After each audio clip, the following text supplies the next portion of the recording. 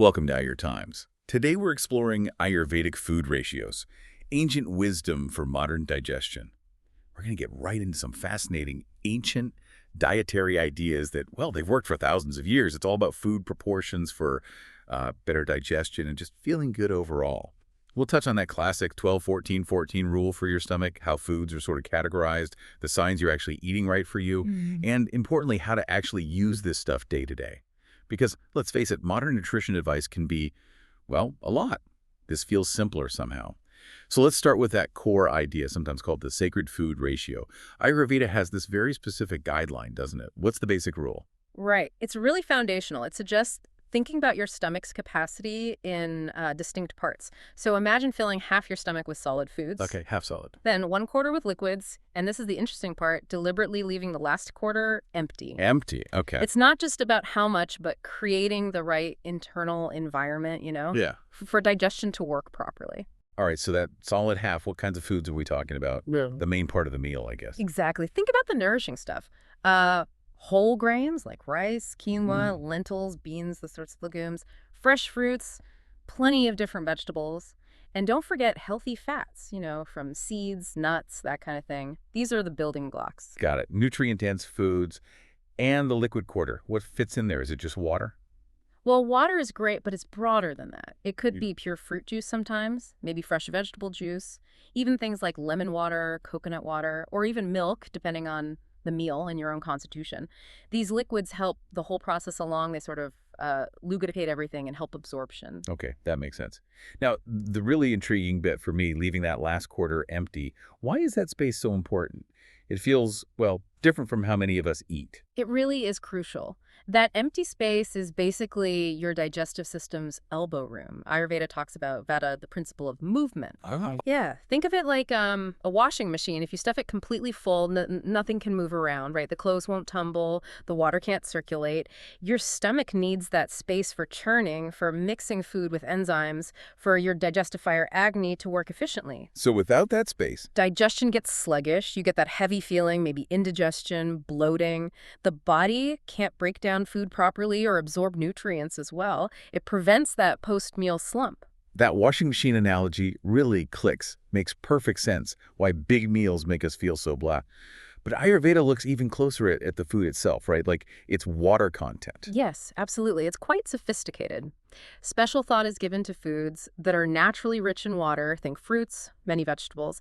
These kinds of foods, interestingly, can fulfill both solid and liquid needs to some extent. Like a juicy cucumber or melon. They're solid, but they bring a lot of liquid with them. Ah, I see. So if you're eating, say, a big salad with lots of watery greens or maybe watermelon in the summer. Exactly. You might naturally need less additional liquid, like a separate drink, with that meal. Your body is getting hydration from the food itself. So it's intuitive, not just a strict formula. And you mentioned constitution earlier. This isn't one size fits all, is it? Definitely not. That's a key Ayurvedic principle.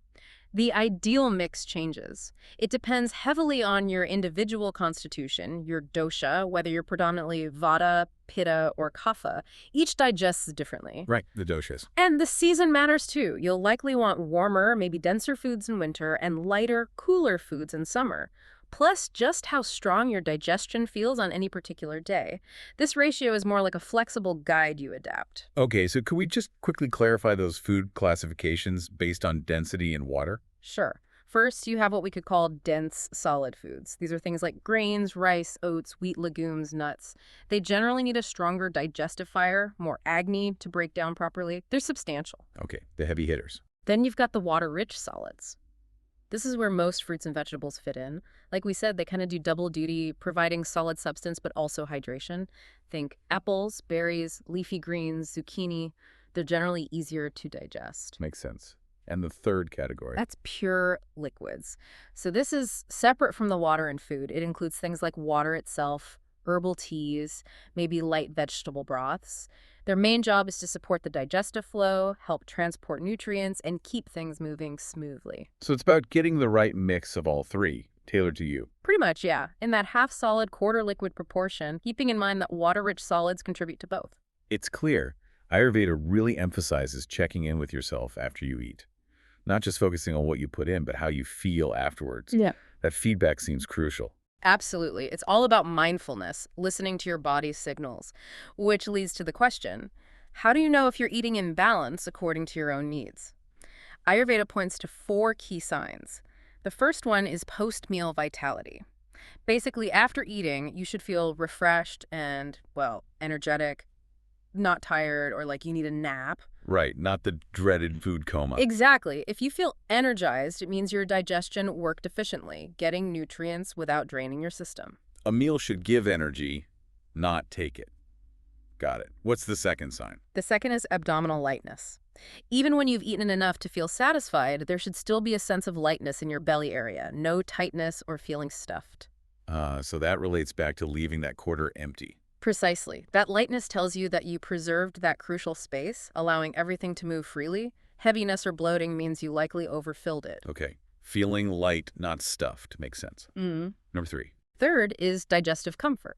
Your stomach should just feel comfortable. No weird fullness, heaviness, burning, or just general discomfort. Digestion should happen quietly in the background, you know. You shouldn't really be aware of it, working hard. So a quiet tummy is a happy tummy, basically. You could say that, yes.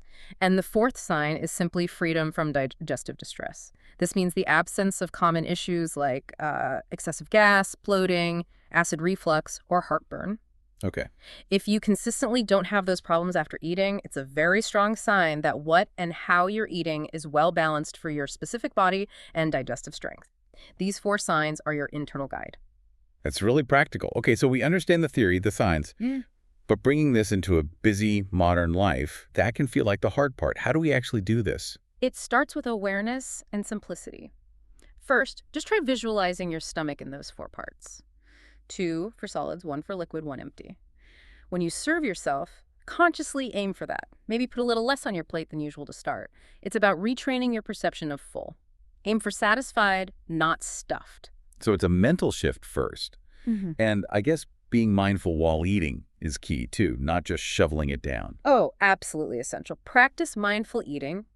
Pay real attention to your body's signals of hunger and, crucially, fullness. Eat slowly, chew well, maybe put your fork down between bites. Okay. This slower pace helps you recognize those subtle signs of reaching that ideal ratio, that feeling of lightness and comfort before you overshoot and get uncomfortable. It's about tuning back into your body. And the advice isn't to just jump in and change everything overnight. Right. It's more gradual. Exactly. The recommendation is always to begin with awareness. Just observe yourself for a bit, no judgment. How do different meals make you feel? Heavy, bloated, energized? Just notice the patterns. Right, gather some personal data first. Yes.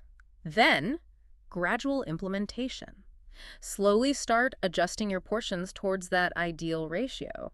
Don't make huge, drastic changes that feel unsustainable. Maybe reduce solids slightly for a week, see how that feels. Then tweak liquids. Your body needs time to adjust. And then personalizing it further. Yeah. Based on dosha and season and all that. Yes, that's the personalized adaptation part. You take the basic framework, half solid, quarter liquid, quarter empty, and then you tweak it. A Vata type might need slightly more warm, grounding foods. Pitta might do better with cooler options. Consider the season, like we discussed. Hot weather might call for more hydrating foods naturally, and listen to your body day to day. If you need deeper guidance on this personalization, working with an Ayurvedic practitioner can be really helpful. Ultimately, if you zoom out, these Ayurvedic food ratios, they're not just about calorie counting or managing weight in the way we often think about it. It's really about creating harmony within your digestive system. And that harmony leads to greater vitality, more consistent energy, better absorption of nutrients, less discomfort, just a better sense of overall well-being. It's nourishing your body in a way that respects its natural processes. So, for everyone listening, maybe just consider this.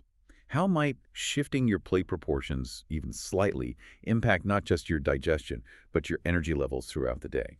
That feeling of lightness and vitality after eating, what if that was the norm? Something to think about. We really hope this exploration has given you some valuable insights today. If you found this useful and want to keep exploring this kind of wisdom, please do subscribe to the Ayur Times channel. We'd also genuinely love to hear your thoughts or any questions you might have, so please feel free to leave a comment below.